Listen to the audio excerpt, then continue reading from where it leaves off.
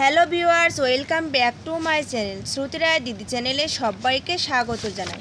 কাছে এবং দূরের যে যেখান থেকে দেখছো, আশা করি তোমরা সবাই ভালো এবং সুস্থ আছো। আর আমি কিন্তু আজকে মোটেও ভালো নেই। তারপরও আজকে আমি তোমাদের সামনে হাজির হয়ে গেছি নতুন একটা রেসিপি নিয়ে। আর এটা হচ্ছে পাকা পটলের একটা দুর্দান্ত রেসিপি। আমি এটা খুব সহজ পদ্ধতিতে দেখিয়েছি আর হাতের কাছে থাকা সামান্য কিছু উপকরণ দিয়ে বানিয়ে ফেলা যায়।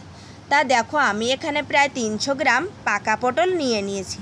পটলগুলো প্রথমে আমি ভালোভাবে এরকম টিউবওয়েলে গিয়ে ধুয়ে নেব, পটলের গায়ে যাতে কোনো ময়লা না থাকে।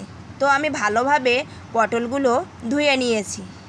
এবার আমি একটা বটির সাহায্যে পটলগুলো দুভাগ করে কেটে নেব। আমি এখানে বটির সাহায্যে পটলগুলো দুভাগ করে কেটে নিচ্ছি। তোমরা তোমাদের সুবিধা মতো ছুরি দিয়েও এটা কেটে নিতে পারো।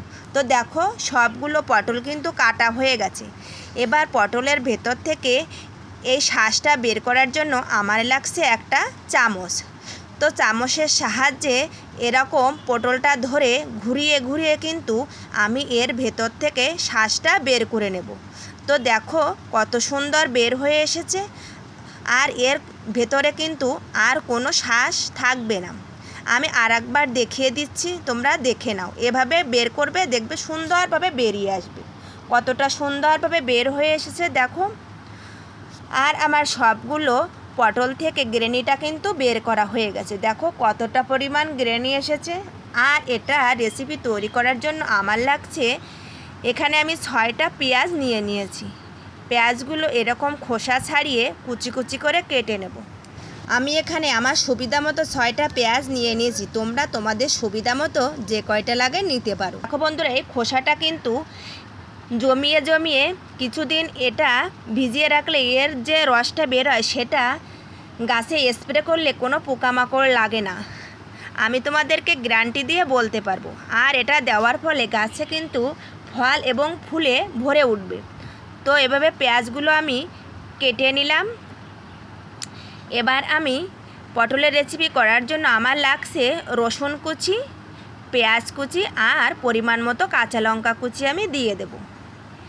এবার আমি চলে যাব কড়াইয়ে। পরিমাণ মতো তেল দিয়ে তেলটা গরম হয়ে গেলে এর ভিতরে আমি এই যে পটলের শাঁসটা বের করে রেখেছি সেটা দিয়ে দেব। আর এতে দিয়ে দেব পরিমাণ মতো লবণ এবং হলুদ।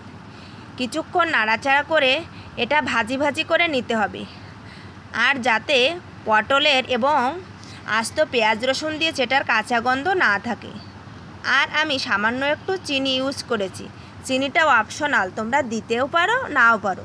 তবে সামান্য একটু চিনি দেওয়ার ফলে কিন্তু এর স্বাদটা আরও অনেক গুণ বেড়ে যায়। বন্ধুরা, এখানেই কিন্তু শেষ নয়, এরপরেও কিন্তু আমি এর সঙ্গে আরেকটা জিনিস অ্যাড করব। আর তার জন্য আমার লাগছে শুকনো লঙ্কা। তো আমি কড়াইয়ে পরিমাণ মতো তেল দিয়ে 2টো শুকনো লঙ্কা ভেজে নিলাম। আর তারপর এর সঙ্গে মাখিয়ে নিলেই রেডি হয়ে যাবে কিন্তু আমার পটলের একটা দুর্দান্ত রেসিপি। আর আমি আগেই বলেছি বন্ধুরা, আমার শরীরটা আজকে ভালো নেই। জানো তো বন্ধুরা, কালকে আমার ফুল তুলতে গিয়ে চোখে আকন্দ ফুলের আঠা পড়েছে। আমি হসপিটালে গিয়ে ডাক্তার দেখিয়েছি। ডাক্তার আমাকে বেড রেস্টে থাকতে বলেছে, কারণ চোখটা ফুলে ডবল হয়ে গেছে। আর চোখে এতটা জ্বালা যন্ত্রণা দিচ্ছে, তোমাদের কি বলবো। তোমরা সবাই আমার জন্য একটু পেরে করো, যাতে তাড়াতাড়ি আমি সুস্থ হয়ে যাই।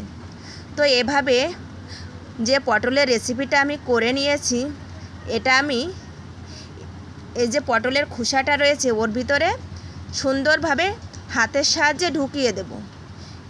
আর দিয়ে দেখো, তোমাদের সামনে পরিবেশন করে দেখাচ্ছি কতটা সুন্দর হয়েছে। আর বন্ধুরা, এটা খেতে কিন্তু অসম্ভব টেস্টি। আর গরম ভাতের সঙ্গে এই রেসিপিটা থাকলে বন্ধুরা নিমিষেই এক থালা ভাত কিন্তু উঠে যাবে। তো একবার হলেও তোমরা এটা বানিয়ে খেও, দেখবে কতটা মজাদার এবং লোভনীয় এই খাবার।